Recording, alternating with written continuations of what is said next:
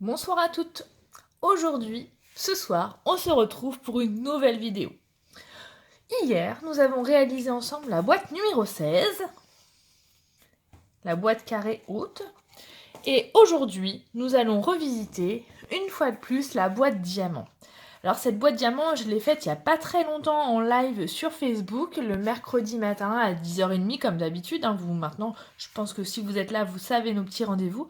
Mais j'ai eu qu'une envie, c'est de la refaire parce qu'elle était tellement jolie, vous l'avez tellement adorée que même comme ça, si vous l'avez loupée, vous la louperez plus. Donc voilà.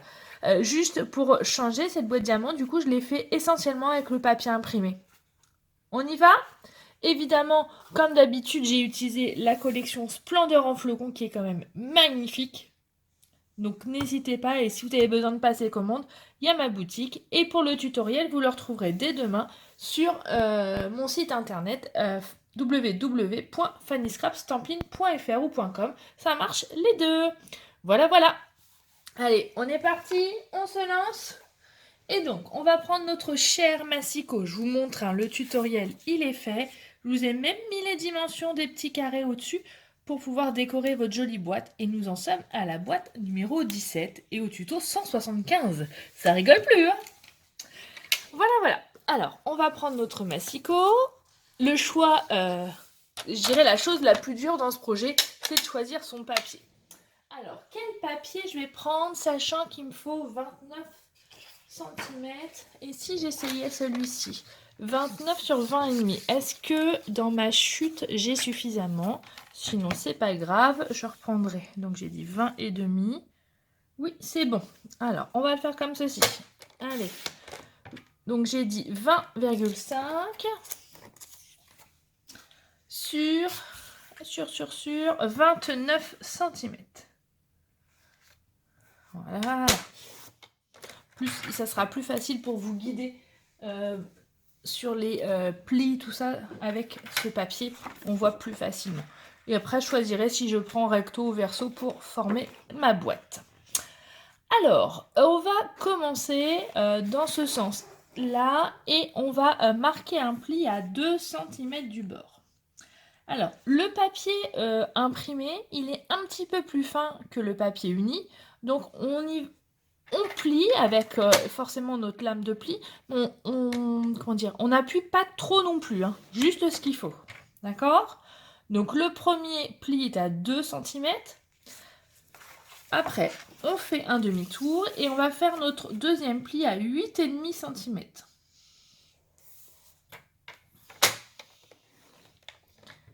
Voilà. Après, je refais un tour et je fais un pli à 6,5. Voilà.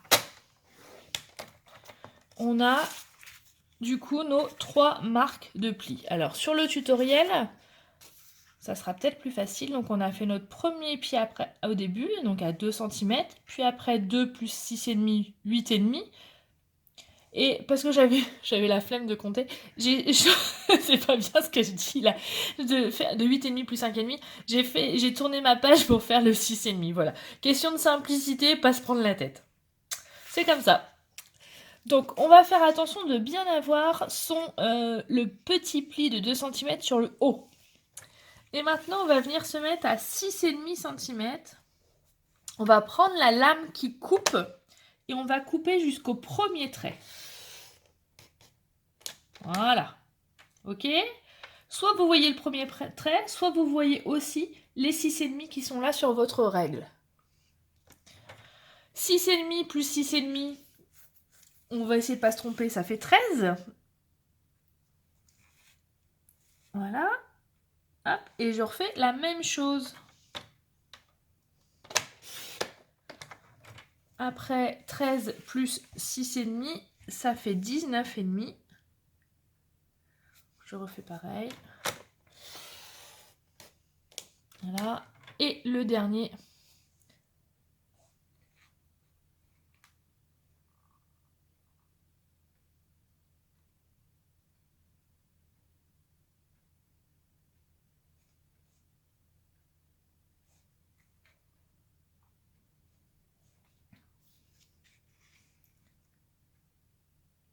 Et après, on recommence à 6,5 et donc on va se mettre à 26.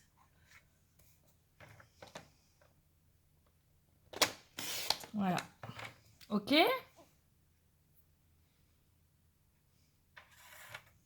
On est bon? Maintenant, on va tourner notre feuille. Bon, attendez, je fais en même temps pour essayer. J'essaie d'être le plus simple possible et sans vous induire en erreur. Et là, on va se mettre à 6,5. Et pareil, on va couper jusqu'au, cette fois-ci, au deuxième trait.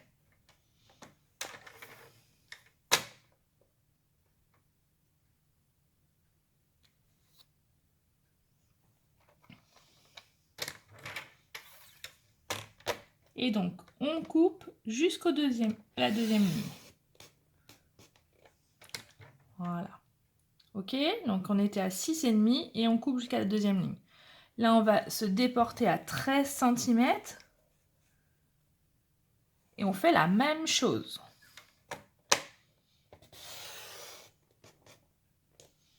Ok. On refait la même chose à 19,5 cm.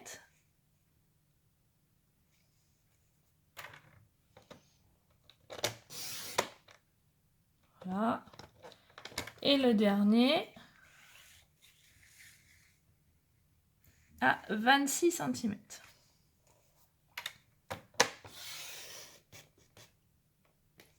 Voilà. Ok? On est parti. Maintenant, je vais prendre mon ciseau. Et mon ciseau, je vais retirer le rectangle qui est en bas à gauche. Ok? Après, je vais retirer le rectangle qui est en haut à droite. Ça suit toujours. Et je vais retirer celui-ci.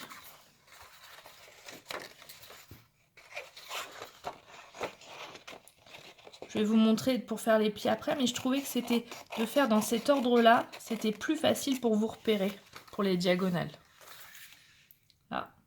Et maintenant, je vais retirer les deux rectangles du haut ici.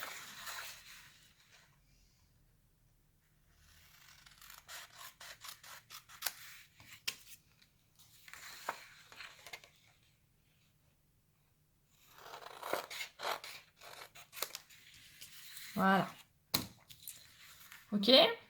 Maintenant, on va faire les diagonales avec notre règle et un stylet à embosser que moi j'utilise avec mon outil touche à tout. Et donc on va venir, c'est pour ça que je trouvais qu'en découpant c'était plus facile, on va venir tracer une première diagonale d'ici à ici. D'accord? Après, on va garder le même positionnement de la règle, je trouve que c'est plus facile et plus ergonomique, d'ici à ici. Et comme on a déjà coupé, en fait on voit mieux.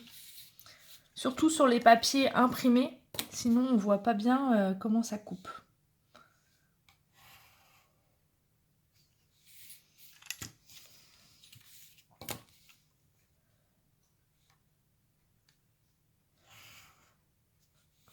Hop, et le dernier diagonale.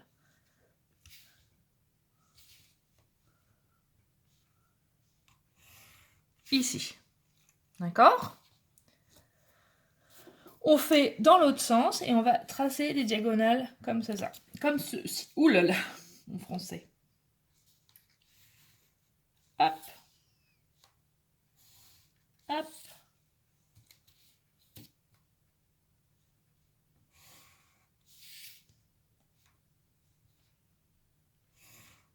Et hop. Voilà, on a toutes nos diagonales. On va juste finir en coupant ici en biseau, puisque ça va être notre couvercle et donc ça sera plus facile.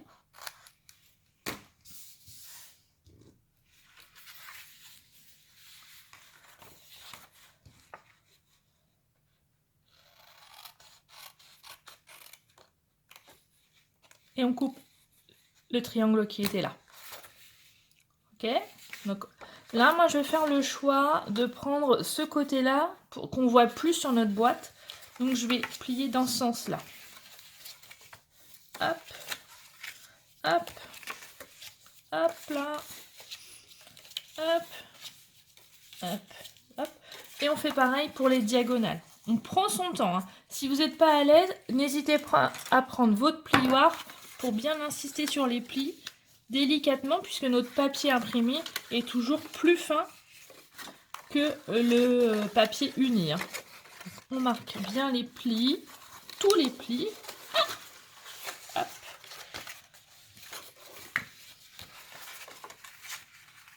Là.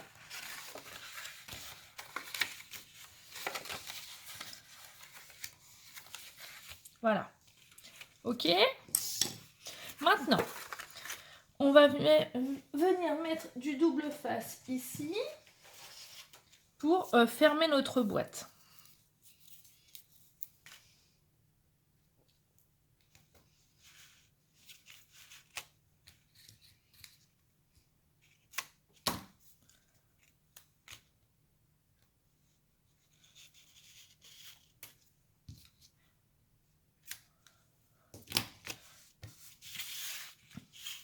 Vous enlevez la petite opercule qui est là.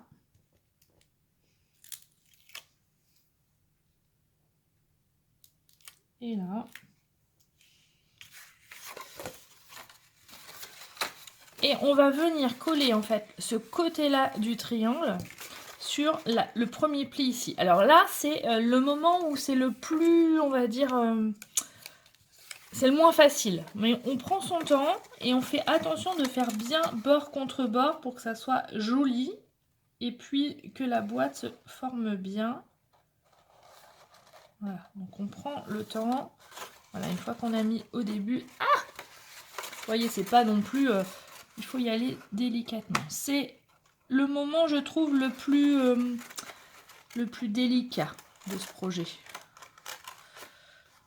Voilà, une fois qu'on a bien... Après, c'est plus facile pour... je vais prendre mon plioir pour bien consolider. Voilà, super. Alors, d'un côté, vous avez 3 rabats et l'autre d'un côté, vous avez les 4. Donc, où il y a les 4, c'est le fond de votre boîte. Donc, j'ai peut-être été trop vite, excusez-moi. Donc, je fais 1, 2, 3 et 4 pour le dernier que je vais venir coller avec ma colle.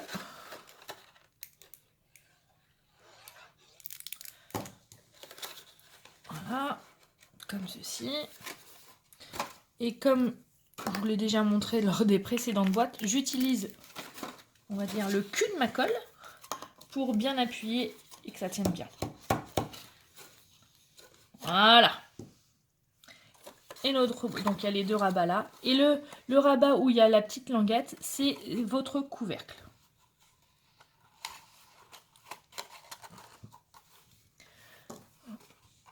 Voilà. Maintenant, on passe à la décoration. Et pour la décoration, comme je vous ai montré sur le tutoriel, il va nous falloir 2 carrés de papier uni. Donc, un premier carré de 5,5 cm en béguin bleu. Après, vous pouvez aussi changer et alterner les couleurs. Ça, c'est vous qui voyez. L'important, c'est que ça soit bien en combinaison et bien coordonné avec le reste du projet. Donc, un carré de 5,5 cm.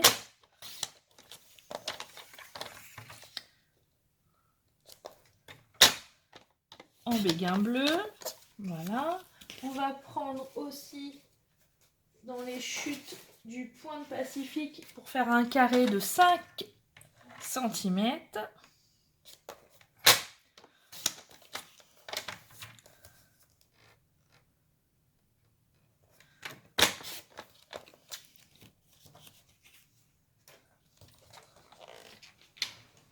Hop là.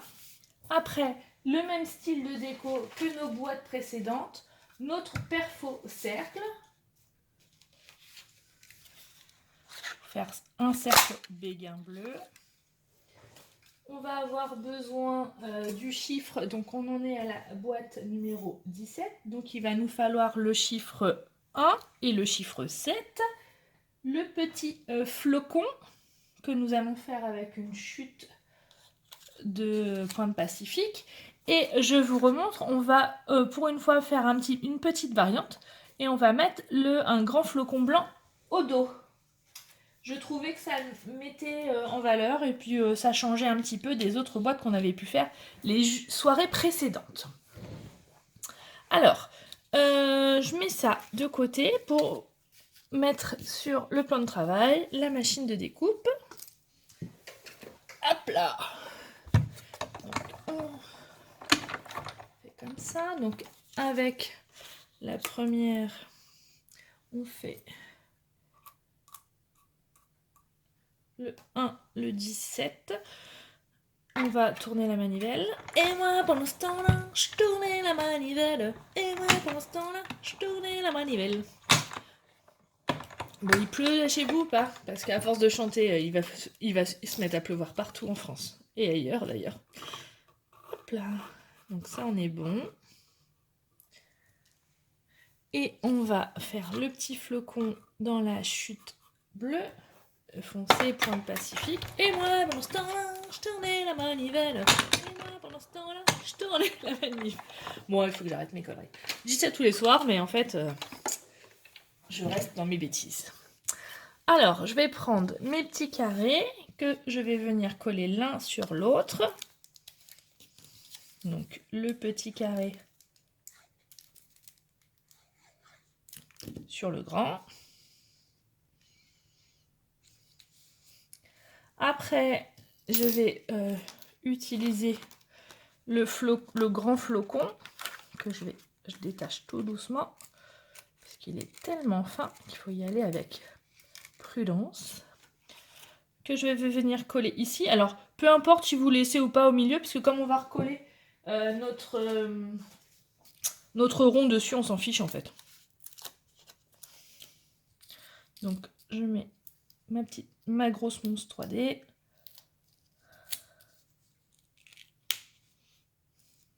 Je colle comme ça. Voilà. J'ai mon cercle bleu. Donc j'ai mon chiffre numéro 7. C'est pas mal. Le 1, il est resté accroché à la découpe.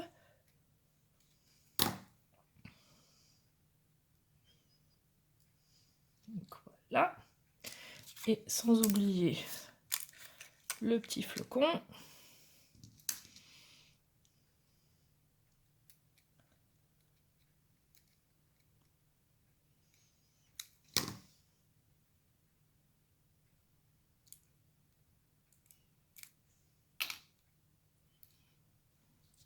Hop, ma colle. Alors là, cette fois-ci, on va serrer sur la gauche.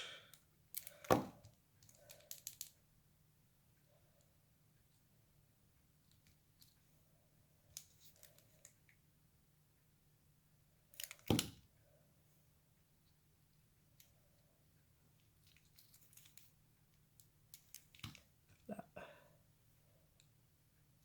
Et là, voilà. Je vais réutiliser une mousse 3D que je vais venir coller ici